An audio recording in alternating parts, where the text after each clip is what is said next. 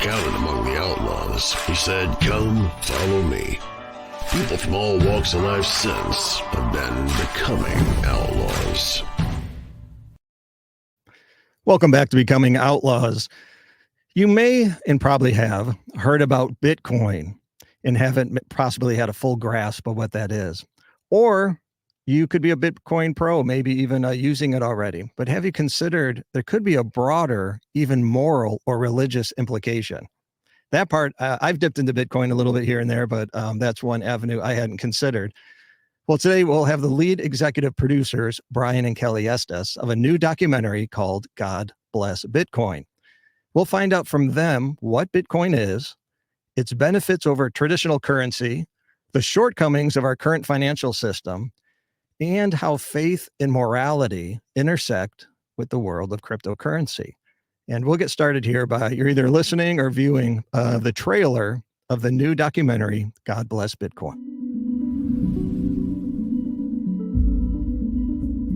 The dollar will dramatically lose its purchasing power. The more they print, the more it gets diluted. Who it's good for is the people at the tippy top. Because in order to keep the system going, they have to keep printing money. And Bitcoin is that tool that allows us to beat the money printer. Bitcoin is powerful in a way that is money that does not discriminate. Bitcoin is built by the people for the people. We're in a phased transition of society. It's more than a financial revolution. Government fiat currency is not just money. It steals from the poor and gives it to the rich. If you don't have the choice of how you spend or save your money, you don't live in a free society. If you have cell phones and smartphone, you can have your bank with you everywhere. You can be anywhere in the world and there's an ability to transfer it or use it. That's a huge advantage. And that's why I think that the magic of the Bitcoin is. I'm excited for the future of Bitcoin because we're just really beginning to understand the advantages of it. Bitcoin economically arms everybody. Bitcoin is a means to fight tyranny, to fight corruption. A central bank can be a place of great mischief. My perspective is that Bitcoin does fix everything. Bitcoin does represent freedom. Bitcoin is truth. Anyone can be a part of the Bitcoin economy. It's like a good church. Because it's an ethical ideology, there are many people that feel very spiritual about it. I think that Bitcoin has those characteristics to be not just the most Islamic form of money, but the most Jewish and the most Christian form of money as well. Bitcoin is just another step in the technological development of how we can serve God better. It is trying to remove politics from money. Bitcoin can make the world a better place. And there's nothing you can do to stop it.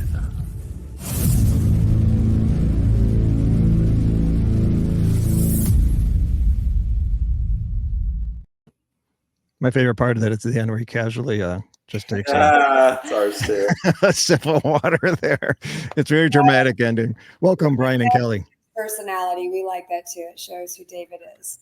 Yeah. So when I started watching the documentary, I know a little bit about cryptocurrency. I've dabbled in and out a little of the Bitcoin, and but I shouldn't say most, but it's a new thing to most people. There's a lot of trends or fads that come and go, and they hear about it on the peripheral and maybe not totally into it. So it's a little scary. Or even online, we're getting more used to online shopping or even banking with our apps, but there's still some apprehension of currency digitally. But it's a lot to learn. But what I liked about the intro of the documentary was, you got to sit and get ready to absorb this technical financial information.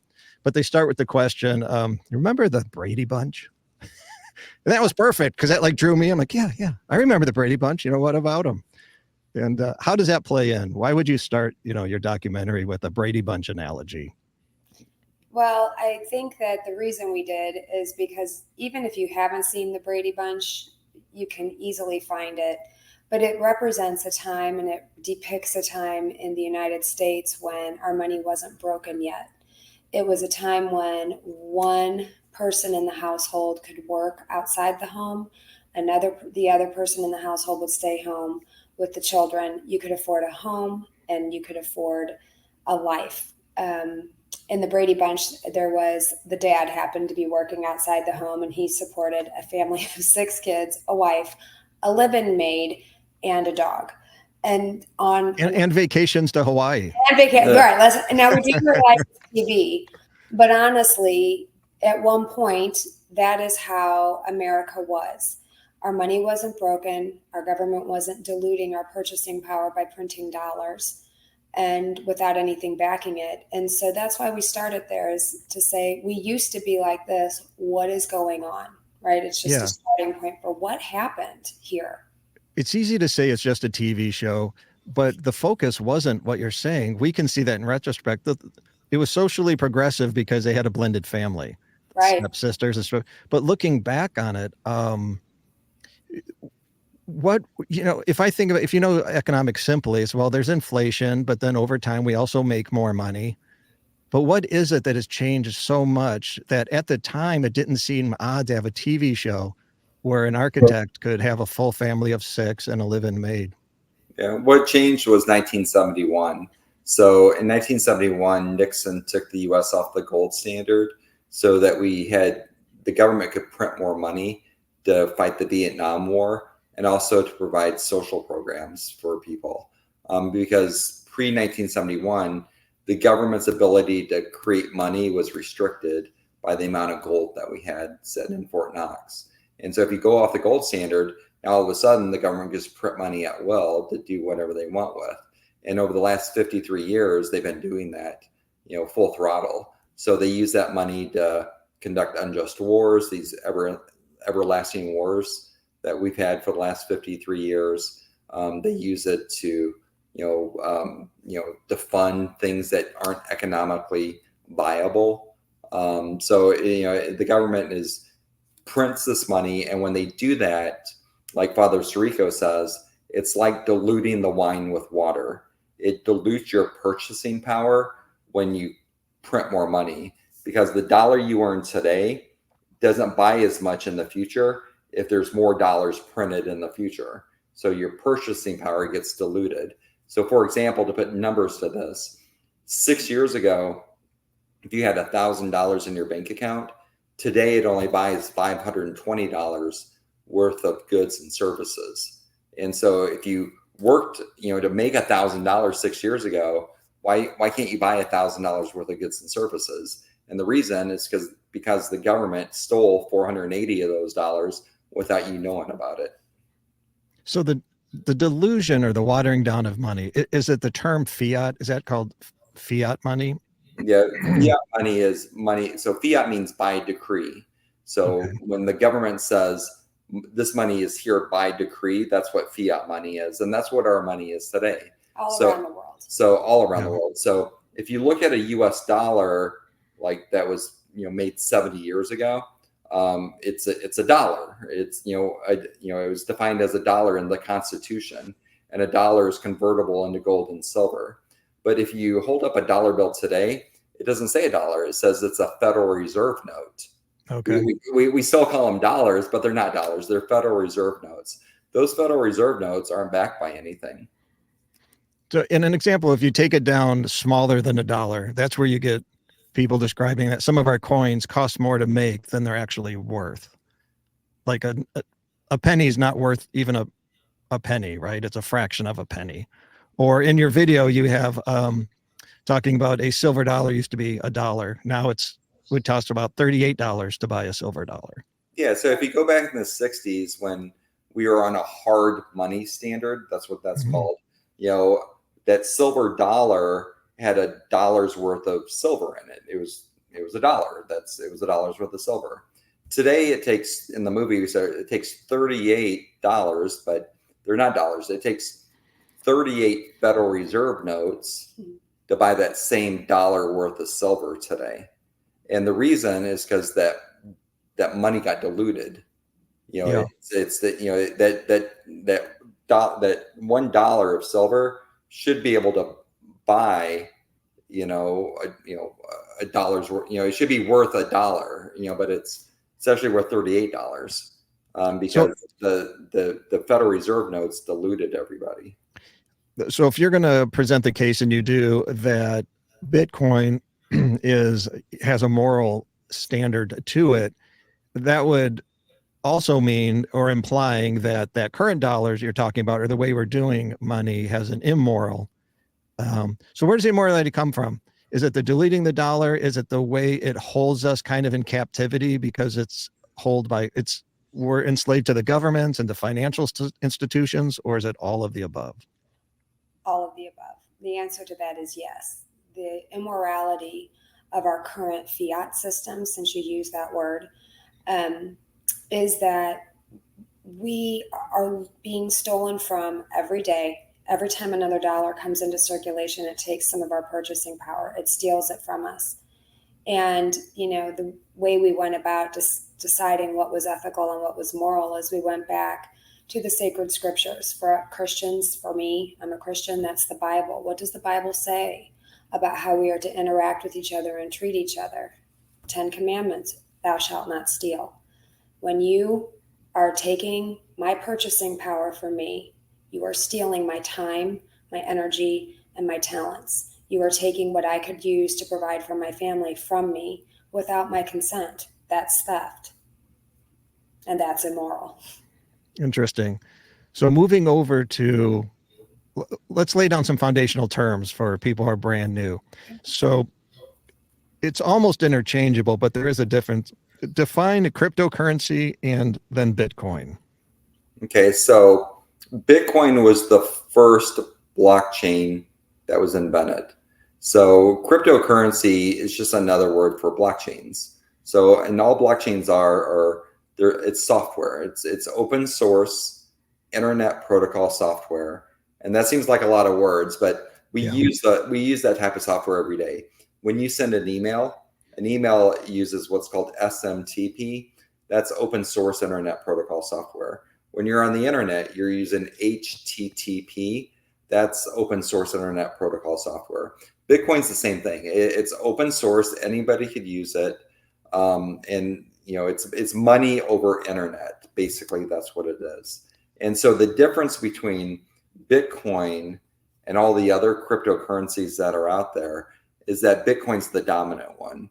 About 94% of the value of all what are called proof of work blockchains that value is in Bitcoin. So Bitcoin's already the standard. It's the protocol that we will all use in the future. All the other ones are an experiment, and they're trying to figure out something new to do with blockchain, but there's really no good use case for those. The primary use case of Bitcoin is as a store of value. It's basically a digital version of gold. And as we as humans, we used gold for 3,000 years as our money, and until 1971. And we as humans, in my opinion, we're on default back to a gold system, but we won't go back to the analog version of gold, which is the shiny metal. We'll go to the digital version of gold, which is called Bitcoin. Interesting. So I always like to summarize for people like me driving in their car saying, what did he say? So if you were to make it super, like for Dummies 101, you take a term like cereal, that would be cryptocurrency. And then Bitcoin is like the Kellogg's of cereal, or it's just like cryptocurrency is the umbrella term for many kinds of cryptocurrencies or these trading things. Bitcoin is the prominent, dominant. It's the Kleenex, it's the Q-tip, it's the Kellogg, right? Yeah, right. Let me see, what would the average person want to know about Bitcoin? So how is it? So if the dollar, a lot of our money now is not backed by gold or silver and such. How does Bitcoin have value if it's digital numbers? Where does the value behind those numbers on the ledger have value? Where does it come from? Yeah, so you said something very important. A lot of people still think that our dollars, our Federal Reserve notes, are backed by gold. So 30% of Americans think that today. They think the dollar's backed by gold and silver, and it's not. We went off that in 1971. So that's the first thing to understand. The second thing to understand about Bitcoin is that Bitcoin is a network. So the value of Bitcoin comes from the network. So basically what I mean, the number of people that use it and the dollar amount, the value that flows through that network determines its value. That's called Metcalfe's law. So we use Metcalfe's law to determine value of other networks. For example, like Uber.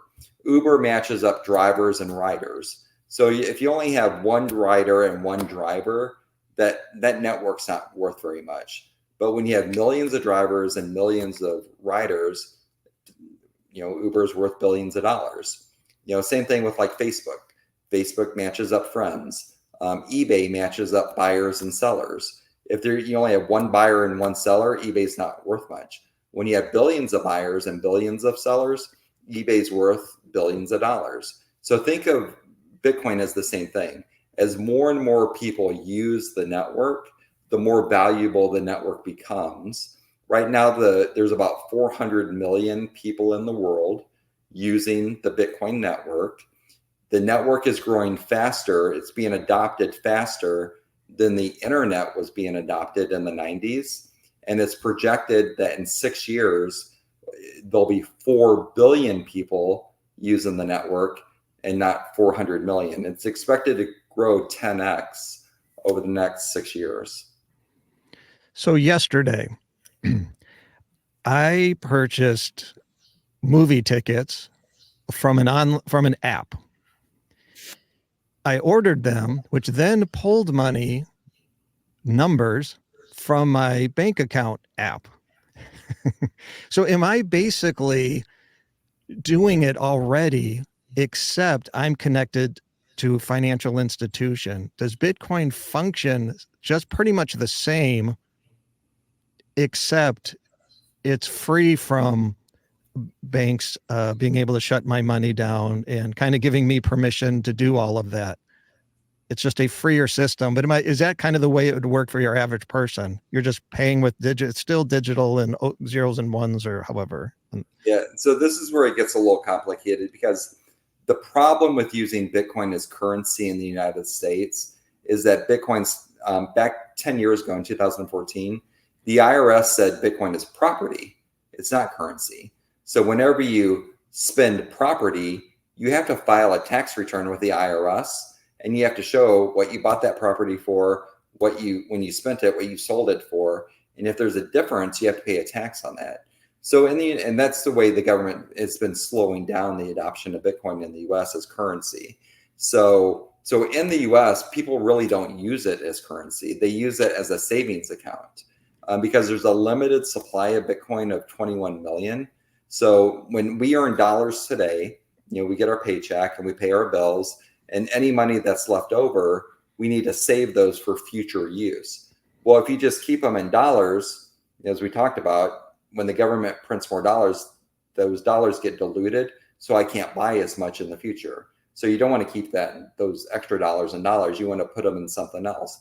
You want to put them in real estate or stocks or something like Bitcoin that can't get diluted. And so that's what people are using Bitcoin for, is as a savings account. So your checking account is your dollar and your savings account is your Bitcoin. And Bitcoin is connected to the markets, right? So this is like an investment. It goes up in value, but it can also go down in value. So that was my dipping in. It was years ago when I first heard about it. Hey, there's this thing. I didn't even know what it was. And I'm making, hundreds a day or whatever. And I put $1,000 in, and I did too. And then I lost hundreds a day. I didn't know what was going on. I thought, I need to get out of this. I have no idea what I'm doing. Well, you said something there that I want to make sure people understand. Bitcoin is not connected with our traditional markets. It's an uncorrelated asset. It doesn't go up when our stock market goes up. It doesn't go down when our stock market goes down. It is an independent entity, and it goes up and down based on the network, the number of people using it, buying and selling it. Well, that's what I was saying. So is the value's in how much it's being utilized, or how much of that 21 million is being taken. Right. Yeah. Yeah. So the value, like Kelly just said, this is what the Federal Reserve said in a white paper in 2018. So 6 years ago, they said Bitcoin's best use case is as a diversification tool for investment portfolios because it's a non-correlated asset. The reason it's not correlated is like we talked about a while ago. It's valued as a network. Stocks are valued on like a PE ratio or price to book. bonds are valued on credit risk and interest rates. And so you don't value stocks and bonds based on network value.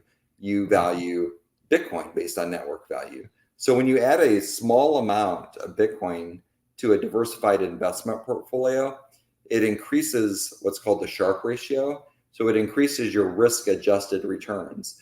And this is why BlackRock and Fidelity and Franklin funds, they've all realized this over the past few years. And it's actually beneficial for people to have a small amount of Bitcoin in their investment portfolio because it increases your risk-adjusted returns. Okay. So logistically, how does someone start getting into Bitcoin? Do they talk to their financial advisor? Do you trust the apps that are out there? Google an app and put it on your phone and just like try it? Or what's a sound, safe way to dip in? So I'm a former financial advisor. I was in the industry for over 20 years before I started building blockchain companies 10 years ago. So I could tell you that, and I hate to say this because it was in the industry, but the financial advisors are restricted to only advising you on things that the government approves of. So there's an overriding agency called FINRA that regulates the investment advisor industry. And FINRA doesn't allow their advisors under that umbrella to recommend Bitcoin. So if you have an account at Edward Jones or Stifel Nicholas or Raymond James or Merrill Lynch, these wirehouses aren't allowed to recommend Bitcoin. So your financial advisor, if you ask them about it, they'll say, I can't talk about that. Okay. So to answer your question, the way you get involved with Bitcoin is you could go to Fidelity, Schwab. They offer Bitcoin ETFs. If you want to buy Bitcoin directly, which is what I recommend, you go to Venmo, PayPal, River Financial, Coinbase, Robinhood. You could buy Bitcoin directly through those platforms. I think Coinbase is what I did. Mm-hmm. Yeah, I was an early investor in Coinbase. It's the largest exchange out there, but their customer service isn't that great. So, I would suggest, something with better customer service. So what makes it moral? I mean, I talked about that earlier, that we believe Bitcoin is more moral because it doesn't steal from you. But another thing that we really like about Bitcoin is that because it is limited to 21 million ever being produced, it cannot be printed. You can never have more, which means that it remains a store of value. In the case of governments around the world, it prevents people from, it goes against thou shalt not kill. If governments don't have the ability to print money to fund a war, they have to stop the war when they run out of, like they used to use gold. When they ran out of gold, the war was done. Or before, they would issue war bonds to their citizens. And if the citizens wanted to buy those and say, yes, I agree with this war, they could make money that way to pay for their wars. But if you have a limited supply and you cannot conduct war because you can't print more money, it is more moral in that it would prevent governments from being able to wage unjust wars. So that's part of it as well. So, Brian, you have a finance background. Is it that and a mix of both of your personal Christian faith that leans you into this project? You're not filmmakers. What's your goal of this? What's your personal motivation, and then business motivation, or just goals of what do you want this to achieve ultimately? Yeah. So, I mean, personally, you can't tell on video here, but I've been in a wheelchair for 40 years. I was in a car wreck when I was 16, left my legs paralyzed. And so I know what it's like to have a body that doesn't function 100%. And what motivated me to make this movie is what Kelly was just talking about. I see our soldiers coming back from these unjust wars, and a lot of times they're in body bags, but other times they're paralyzed, they're mangled, they've lost arms or limbs, and it just hurts me when I see that. And so one of my primary goals is to defund the military industrial complex. And if the world was on a Bitcoin standard, which I believe we are going to be over the next 5, 10, 20 years, then the governments can't conduct these wars. You'll have to, like Kelly said, borrow the money from the citizens, which means you'll need approval to fund your war, or you'll spend your own treasury to do it. And the governments don't have the money to do that either. So it makes the world a more peaceful place to live. In Ezekiel, it says in Ezekiel 45, it says, the Lord commands us to stop violence and destruction and stop expropriating from our people. And what that means is stop taking our people's money to go conduct violence and destruction. And governments are doing that all the time. And it says directly in the Bible, don't do that. Who is so it's open source. It's kind of, freedom for the people outside of the institutions, governing and controlling finance, therefore your lives.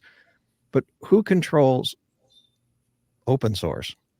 Yeah, so no you, one. You know what I mean? It comes from somewhere. Yeah, no. So so the inventor, so the person that put this puzzle together, we don't know who that is. They go by the name Satoshi Nakamoto, but basically he took, or she took, a bunch of other computer science assets and put them together in such a way that it created Bitcoin. They didn't invent anything new. They just put the puzzle together. And this is a puzzle that we couldn't figure out for over 30 years. When we built the internet 30 years ago, we built it incorrectly. We built it on top of the banking and credit card system, but the internet is supposed to be like email, where it's a peer-to-peer system. But with our money, it's not peer-to-peer.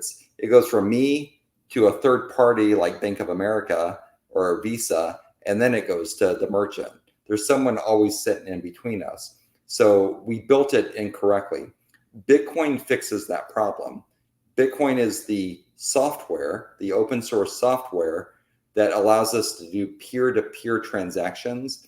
And people were trying to figure this out for a long time. Elon Musk and Peter Thiel in 1998, they started a company called PayPal.